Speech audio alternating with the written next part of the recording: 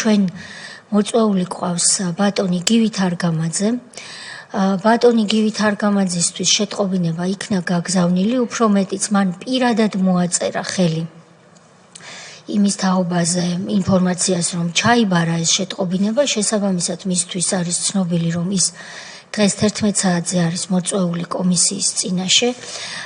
საჯაროდ მან განაცხადა, რომ ის კომისიის ხდომაზე გამოცხადებას არ აპირებს, მაგრამ ჩვენ რასაკვირველია მას ველოდებით, რომ ის გამოცხადდება და მე ბატონ გივის, რომელსაც შეტყობინება ჩაბარებული აქვს, შესაბამისად ჩვენი ოპერაცია გივი ჩვენ ვართ გივი წარმატებით დასრულდა, ვინაიდან ჩვენ მას ჩავაბარეთ შეტყობინება.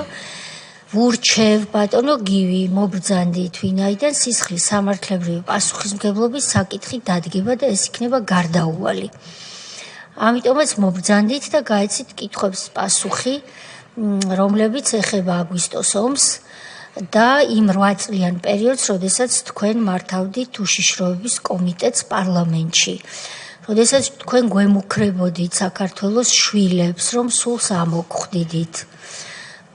ზოგს მართლაც სამწუხაროდ დაუდგა შავნელი დღეები და სული ამოხადა ნაციონალური მოძრაობის ხელისუფლებამ, ციხეში თუ ციხის მიღმა ქუჩაში დახვრიტეს ხალხი, აწამეს არაერთი ადამიანი და მოხდა ისე, რომ ჩვენ ვინც აქ ვართ და არა მხოლოდ ჩვენ ვართ ცოცხლები და ვსვამთ კითხვებს და ვითხოვთ ამ კითხვებზე პასუხს. ამიტომ ბატონო გივი, ბუჩქებში ნუ დაიმალებით, გამობრძანდით, მობრძანდით, დაბრძანდით და აბსოლუტურად ცივილურ პირობებში გაეცით ჩვენს კითხვებს პასუხი.